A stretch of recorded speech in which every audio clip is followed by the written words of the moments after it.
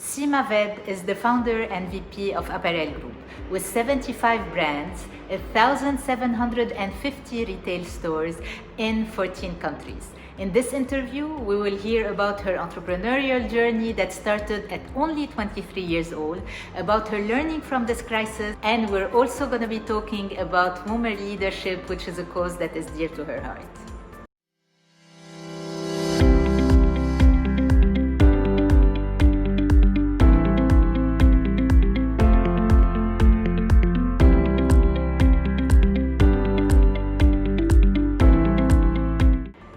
This channel is for entrepreneurs and business executives. We share insights, ideas, tips, interviews to help you become better leaders. So if you're new to this channel, consider subscribing in the link below. Let's get to the interview.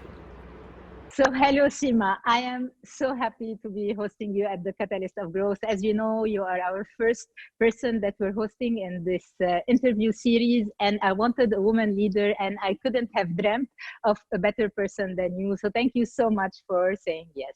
Christine, thank you so much for the kind words. Like I said, I'm truly excited, and it's an absolute honor and privilege for me. And as they say, you never forget your first one. So I hope that truly is the case, but thank you. I will never forget you, that's for sure. So the way this conversation is going to run, we're going to talk a little bit of about your journey. Then we're going to be talking about the crisis, the learning from this COVID crisis that turned the world upside down.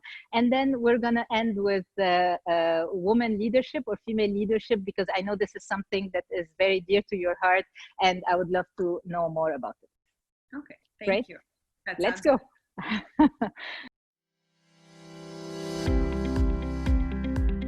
Fought to go to university, and my dad was very clear. He said, anytime in life you want to do something and you reason it out with me, and if it makes sense, I'll let you do it.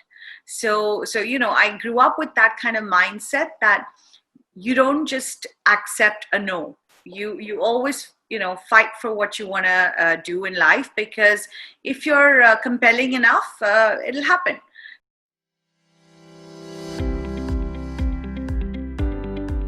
He chose to say, fine, you're married, you're not supposed to be part of my business, so I don't want you in it. So I said, fine.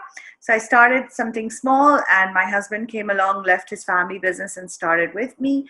And that's how we scaled. It was a lot of hard work.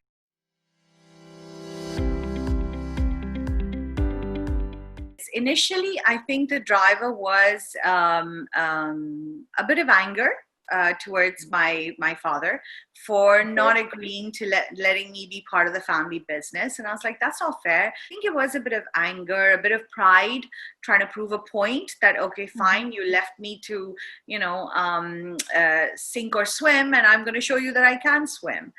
Are you still angry at him? No, not at all. He's too kind to be angry at. He's absolutely my idol.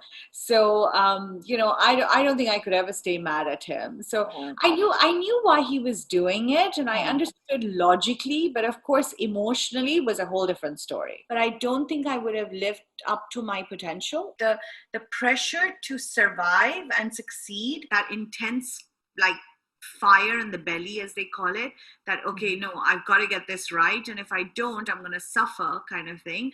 And also, I think my dad did the world a favor, because, you know, today we employ 16,000 people, and we're basically feeding 16,000 families. So I think he did the world a favor as well.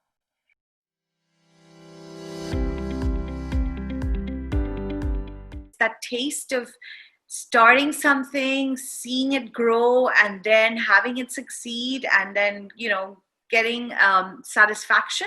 I'm setting an example. I'm setting an example for my two girls, who, you know, need to see a strong mother to understand that women can be a role model in the family. It's not always a paternal thing. And also for my son to understand how he needs to respect his wife or his daughter, and he needs to allow them to grow and experience whatever they're meant to. So to live up to their potential.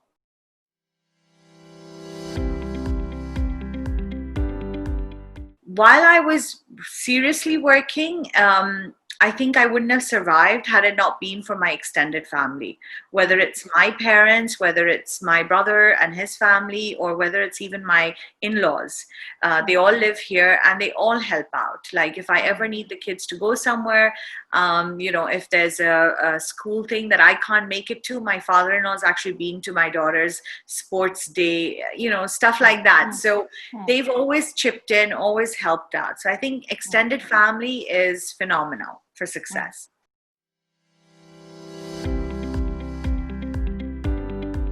We've recently come to the realization, thanks to COVID, that no longer can marketing be classified into offline and online. I think that line is now gone. It's completely blurred.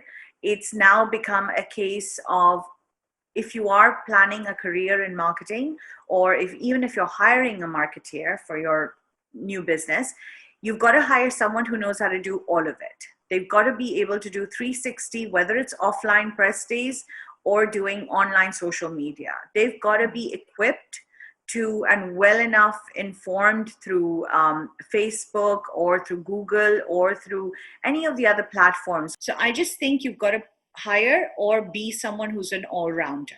So that's definitely one major shift in marketing as a career.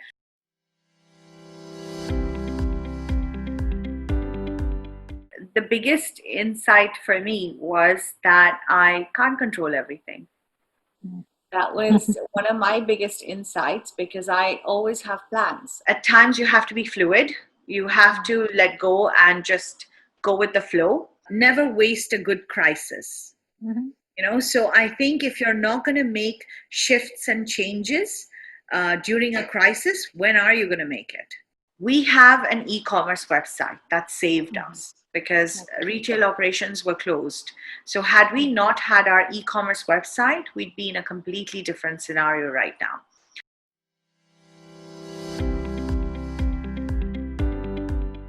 Something about us being women kind of makes them think that we're not 100% capable.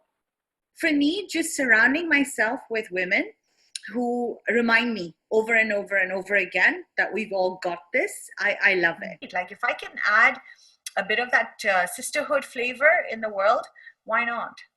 So I just think a woman adds a completely different flavor, perspective. She just changes the way work feels. So that's why I keep telling my guys as well that if you run brand teams and you don't have a woman on board, it's your loss, completely your loss.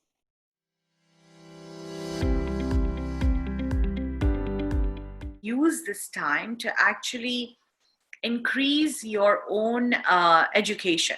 There are so many courses online that are available from amazing institutes that would normally charge you an arm and a leg to do them.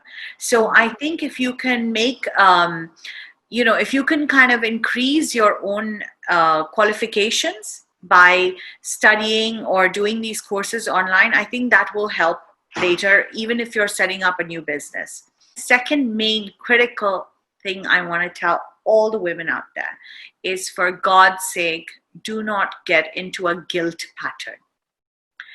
I feel as women, we are so prone to and susceptible to guilt. It is remarkable. Like I see my husband and he has a complete nonsensical approach to, I've got to do this, this, and this, and this. And in the process, if I miss a child's birthday, so be it. Oh my God, as mothers, we die. It's like, how can I not be, bake fresh cakes for bake sale at school? Oh, it's okay, just buy them. It's fine. Is it okay to leave everyone to their own devices for about an hour and take a long bath? Yeah, hell yes. So, just don't do the guilt pattern. Make your priorities and stick by them. If at this point it's important to be with your baby, be with your baby. If after a year it's important to do something for yourself to feel productive, fine, go ahead. If you decide that you don't want to go back to work after having children and you want to stay at home, fine, embrace that. But at that moment, enjoy the now. Enjoy wherever you are and just embrace it. because not embracing who we are as we go along our different phases is what leads to major issues emotionally, physically, and mentally. So make sure if you are going to partner with someone, whether it's your husband or whether you have a partner or you hire someone, make sure they have the rest of the skills needed to run an efficient business. So I think accepting realities about ourselves is also very important.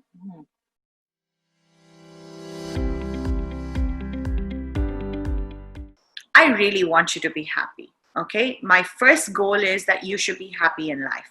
But at the same time, I want to tell you, this is the tiger mom coming in. I said, at the same time, I want to tell you that God's given you a certain amount of potential. So you cannot just not live up to God's potential. So it's not mine. It's not my pressures. I'm just saying that you know God's given you a certain amount of potential by giving you either access to resources or even your own intelligence or intellectual capability. So I've now kind of left the ball in their court, saying that I'm really happy to support you to be happy, but at the same time, I think it's really important to live up to God's potential. So to us, immersing our kids early on into hard work, teaching them the value of a good, strong work ethic, I think these are the two key things that we really want to imprint or instill in them. And I think the earlier that happens, the easier it will be for them to transition into a sort of a productive life. My way has made me happy. And I want my kids to feel that surge of adrenaline rush when they achieve something and succeed at something. But I don't want it to become the measurement of how happy they are as people. You're right, because now happiness comes from so many different parts of our life, and sticking to only one part of the life, we might be missing out on other parts as well. And this is maybe what COVID taught a lot of people when we were stuck at home.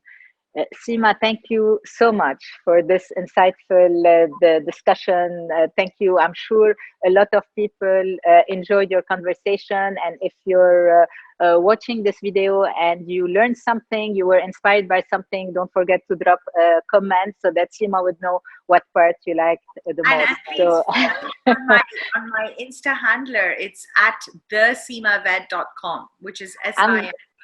I'm gonna put your contacts and your Instagram account in the video description to make sure that people can reach out and say, in case they want to. Thank you so much. Thank you on behalf of every single person that will be listening, and I'm sure I'll see you very soon, hopefully in person and not only on Zoom. Thank you so much, and I love what you're doing with this whole series, and good luck to you. And Thank you. And I hope it does come out really, really well, since it's your first one. So thank you so much for having me. Thank you so much. Bye bye.